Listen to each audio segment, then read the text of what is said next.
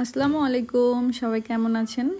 গোশ আর মাছ খেতে খেতে এখন আর ভালো লাগছে না, তাই একটু ভর্তা খেতে মন চাইলো।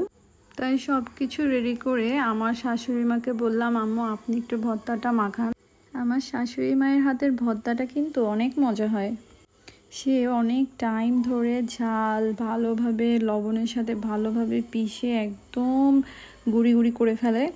তারপরে পেঁয়াজ, ধনিয়া পাতা এটাকেও অনেক টাইম ধরে ভালোভাবে মাখাতে থাকে।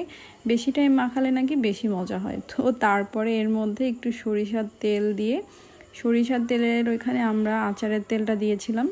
আচারের তেল দিয়ে এটাকে অনেক টাইম ধরে আম্মু মাখিয়ে মাখিয়ে, এই তো দেখুন ভর্তাটা কত সুন্দর দেখতে হয়েছে, তাই না? হাফসা এসে বলতেছে, আম্মু আমিও খাবো ভর্তা।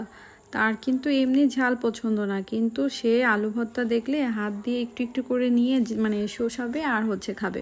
এক প্লেট গরম ভাতের সাথে এরকম আলু ভর্তা কার না ভালো লাগে বলুন তো? একদম রেডি আমাদের আলু ভর্তা, দেখুন কত সুন্দর দেখতে লাগছে।